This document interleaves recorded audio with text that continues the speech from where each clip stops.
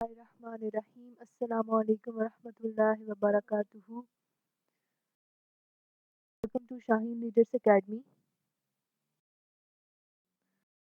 में जा रहे हैं मैथमेटिक्स टेस्ट नंबर 26। तो ये टेस्ट उन तमाम कैंडिडेट्स के लिए स्पेशली डिज़ाइन किया गया है जो commissioned officers Pakistan navy, Pakistan air force aero trades, aero sports, navy marines, technicians, sailors, commissioned officers Pakistan army, commissioned officers Pakistan air force और मैट्रिक एनुअल एग्जामिनेशन को क्वालिफाई करना चाहते हैं।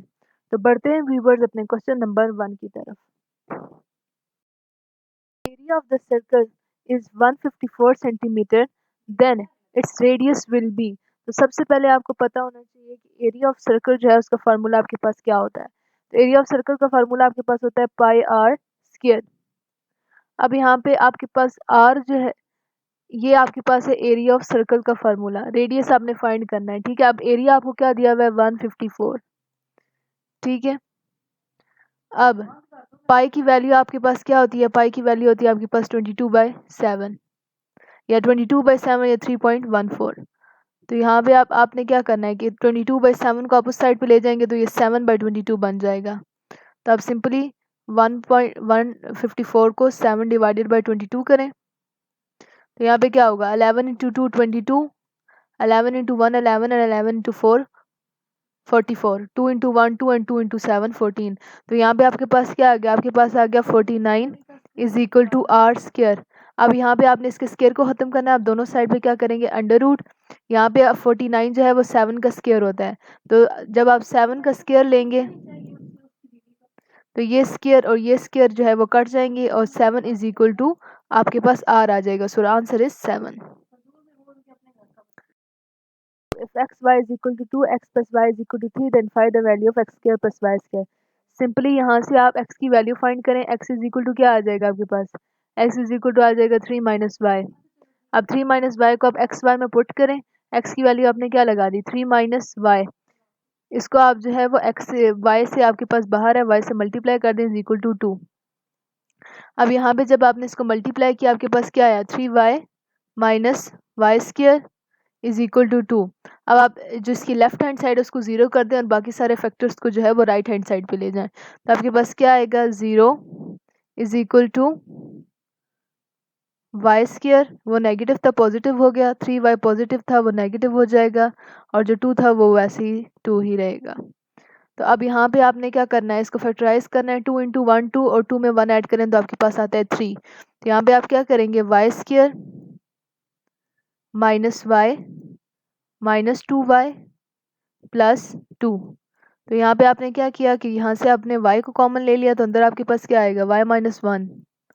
यहाँ से आपने 2 को कॉमन ले लिया, अंदर आपके पास क्या आएगा y माइनस 1। तो आपके पास क्या आंसर्स आए, आपके पास आंसर्स आए 1 माइनस 1 इज इक्वल टू 0 और y minus 2 is equal to 0। अब आप इन दोनों को ले जाएं तो इस तरह y की वैल्यू जो है आपके पास वो 1 आ जाएगी और दूसरी तरफ y की वैल्यू जो है आपके पास वो 2 आ जाएगी। अब आप दोनों में से कोई भी वैल्यू सेलेक्ट कर सकते हैं, एंड पे जो आपके पास आंसर आएगा वो सेम ही आएगा। मिसाल के तौर पर आपने y की वैल्यू ले ली है 1, यहाँ से पहले हम इसको रेज करेंगे।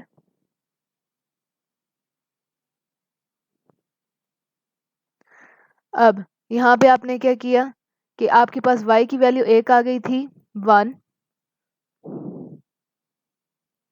और दूसरी तरफ y की वैल्यू आपके पास आई 2। आप कोई भी पुट कर सकते हैं। अब यहाँ पे हमने x की वैल्यू क्या ली थी 3 माइनस वाई। ठीक है, तो x is equal to 3 minus, अब बेशक 1 पुट कर लें या 2 पुट कर लें, एंड पे x square plus y square का आंसर दोनों सूरतों में सेम ही आएगा। यहाँ से आप बेशक y की वैल्यू आपने 1 ले ली तो x की वैल्यू आपके पास क्या आ जाएगी 2। अब आपके पास क्या है x square plus y square, यहाँ पे क्या आ जाएगा x की वैल्यू क्या है 2 स्क्वायर, y की वैल्यू आपने क्या पुट की है 1 1 का स्क्वायर। यहाँ पे आपके पास आ जाएगा 4 plus 1 is equal to 5। So और x plus y square is equal to 5।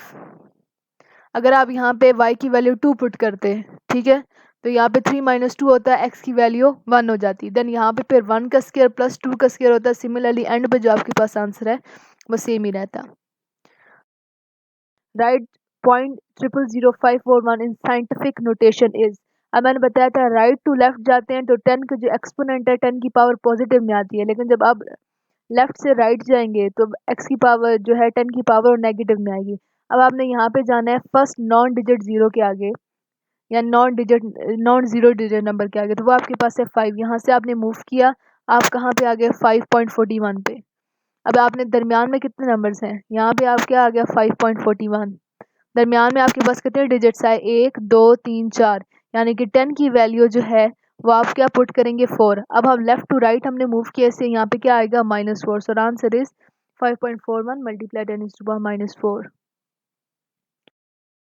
For find the order, तो मैंने बताया था ऑर्डर फाइंड करने के लिए आप सबसे पहले नंबर ऑफ रोज लिखते हैं एंड देन उसको नंबर ऑफ कॉलम से मल्टीप्लाई करते हैं। तो नंबर ऑफ रोज कितनी है, 1 और 2, 2 रोज हैं आपके पास, आपने लिख दिया 2, और ये आपके पास 1 2 और 3 कॉलम्स हैं, तो आपने 2 मल्टीप्लाई बाय 3 कर दिया, तो ये ऑर्डर है। Right angle triangle sine theta is, तो जो साइन थीटा की आपके पास वैल्यू होती है वो होता है परपेंडिकुलर बाय हाइपोटेन्यूज। अब ये आपके पास है राइट एंगल ट्राइंगल जिसमें एंगल जो है वो 90 डिग्री का होता है। अब ये जो है ये आपके पास है परपेंडिकुलर, इसको आप ऑपोजिट भी कहते हो। ये आपके पास बेस जिसे आप जो है वो एडजेसेंट भी कह सकते हैं, और ये आपके पास हाइपोटेन्यूज। तो साइन थीटा की जो वैल्यू होती है वो क्या होती है, perpendicular divided by hypotenuse. Cos theta की वैल्यू होती है आपके पास बेस बाय हाइपोटेन्यूज, यानी कि ये आपके पास बेस है divided by hypotenuse. tan theta की जो आपके पास वैल्यू होती है वो होती है परपेंडिकुलर बाय बेस। तो अब ये आपके पास परपेंडिकुलर है और ये आपके पास बेस है, तो इसको आप डिवाइड करेंगे तो आंसर आपके पास tan थीटा आ जाएगा। 3 मल्टीप्लाई बाई 2 प्लस 2, तो आपको सबसे पता है अगर किसी क्वेश्चन में मल्टीप्लाई और प्लस दोनों दिए गए हों तो सबसे पहले आप मल्टीप्लाई करते हैं एंड देन आप प्लस करते हैं। तो सबसे पहले आपने मल्टीप्लाई किया 3 मल्टीप्लाई बाई 2 6, 6 प्लस 2 8। अगर यहाँ आप पहले प्लस कर देते 2 प्लस 2 4, तो 4 मल्टीप्लाई बाई 3 12 आ जाता। तो सही रूल क्या होता है, अगर आपके पास ब्रैकेट दी गई हो तो सबसे पहले ब्रैकेट को सॉल्व करते हैं, देन आप डिवीजन सॉल्व करते हैं, देन आप जो है वो मल्टीप्लिकेशन सॉल्व करते हैं, और फिर आप एडिशन या सब्ट्रैक्शन कोई भी सॉल्व कर सकते हैं। The sum of angles of a triangle is equal to, तो मैंने पहले भी बताया था कि ये आपके पास इक्विलेटरल ट्राइंगल है, इसमें 3 एंगल्स हैं और तीनों जो हैं वो कितने डिग्री के हैं, 60 डिग्री के। ये एंगल भी आपके पास 60 डिग्री का है, देन ये वाला एंगल भी आपके पास 60 डिग्री का है, और ये वाला भी। तो अब इन तीनों को प्लस करें, 60 प्लस 60 120, 120 प्लस 60 180, तो तीनों एंगल का जो सम है आपके पास 180 डिग्री आता है। Number 10, if the radius of the circle is 7 then its circumference is, तो सबसे पहले आपको पता होना चाहिए सर्कमफेरेंस क्या है। ये आपके पास होता है सर्कल, तो ये जो सर्कल की ये सारी बाउंड्री है जो बाहर दी हुई है, इस पूरी की पूरी बाउंड्री को आप कहते हैं सर्कमफेरेंस। सर्कमफेरेंस का फार्मूला होता है 2 पाई आर या फिर पाई डी। अब यहाँ पे आपको आर, सॉरी यहाँ पे आर है, तो यहाँ पे आपको आर की वैल्यू क्या दी हुई है 7, 2 मल्टीप्लाई बाय, अब पाई की वैल्यू क्या होती है 22/7, और आर की वैल्यू क्या दी हुई है आपको 7। तो ये 7 और ये 7 क्रॉस हो जाएंगे, 22 को जब आपने 2 के साथ मल्टीप्लाई किया तो 44, यानी कि वो सर्कल जिसका रेडियस 7 सेंटीमीटर और रेडियस क्या है किसी भी दरमियान से लेकर किसी भी पॉइंट तक लाइन, अगर ये आपके पास 7 सेंटीमीटर है तो ये जो फुल सर्कल की लाइन है वो आपके पास 44 सेंटीमीटर की है। What will be the characteristic of 0.397, तो अब आपने करेक्टरिस्टिक निकालना है। पहले मैंने आपको बताया था कि अगर डेसिमल से पहले जो चीज़ होती है वो करेक्टरिस्टिक होती है, यानी कि पॉइंट से पहले, और पॉइंट के बाद जो होता है वो मेंटिस होता है, लेकिन समटाइम्स यहाँ पे जो आपको पॉइंट से पहले वैल्यू दी हुई होती है वो समटाइम उसका करेक्टर नहीं होता। तो करेक्टरिस्टिक जो है वो निकालने के लिए आप सबसे पहले क्या करेंगे, सिंपली आप पहले इसको यहाँ से मूव करें, यहाँ पे आप 3.97 कर लें इसको। सबसे पहले तो आपने इसका लॉग लेना होता है, यानी कि ये आपके पास क्या है लॉग 0.397। सबसे पहले आपने क्या करना है, पॉइंट को लाना है यहाँ पे, तो जब आप लेफ्ट से राइट मूव कर रहे हो तो आपके पास 10⁻⁻1 आ जाएगा यहाँ पे, यानी कि लॉग 3.97 मल्टीप्लाई 10⁻⁻1। अब आपको पता है कि लॉग में ये होता है कि मल्टीप्लाई का साइन दिया हुआ हो तो इसका मतलब है कि, और इसका भी लॉग और दरमियान में प्लस का साइन आ जाएगा, यानी कि आपके पास क्या आएगा लॉग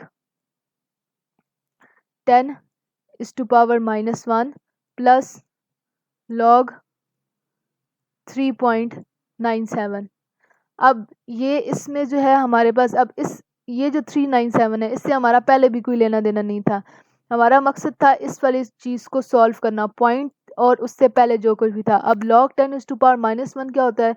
log 10⁻⁻1 होता है -1। तो जो हमारा इस 0.397 का जो कैरेक्टरिस्टिक है वो हमारे पास है -1। तो सिंपली आपने इसी तरह करना होता है। मिसाल के तौर पर अगर आपको कोई और वैल्यू दी हुई है, जैसे आपके पास है 0.0054, तो आपने क्या करना है, सिंपली आपने पॉइंट को सबसे पहले 5 के आगे मूव कराना है। तो आपके पास क्या आ जाएगा? आपके पास आ जाएगा log 5.4 मल्टीप्लाई 10⁻³ ठीक है।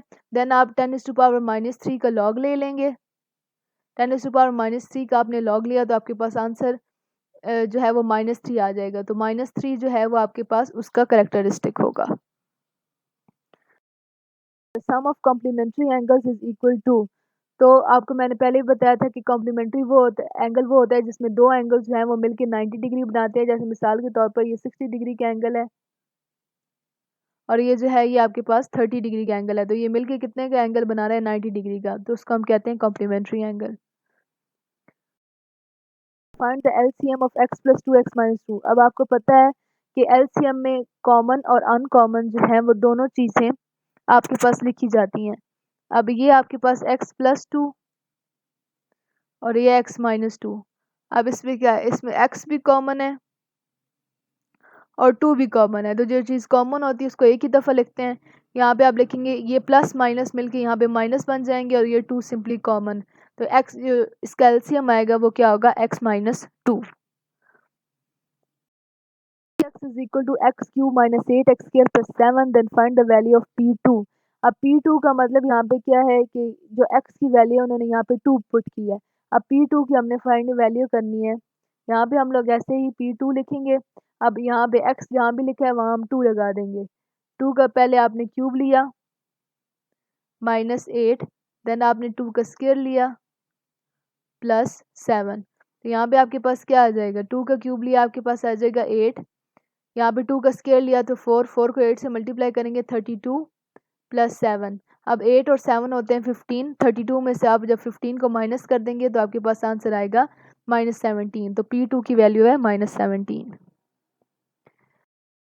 Find the HCF of x square minus 1 x cube minus 1। अब आपको पता है HCF में सिर्फ कॉमन चीज़ें लिखते हैं। तो यहाँ पे x स्क्वायर -1 है। अब 1 का स्क्वायर ले लें, आपके पास 1 ही आता है।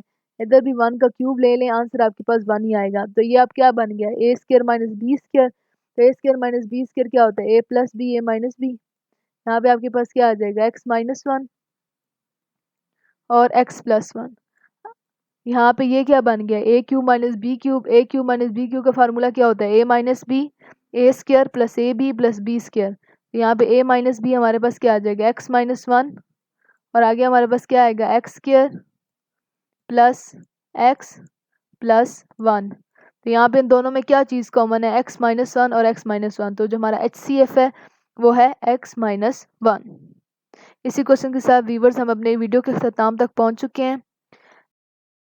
शाहीन लीडर्स एकेडमी में initial test Pakistan army commission officers, initial test Pakistan air force commission officers, initial test Pakistan navy commission officers, Pakistan air force airman test, Pakistan air force airwoman test, Pakistan air force civilian test, Pakistan navy sailors test, Pakistan navy marine test और Pakistan navy civilian test की तैयारी जो है वो एक ही fees में कराई जाती है। All of you are most welcome.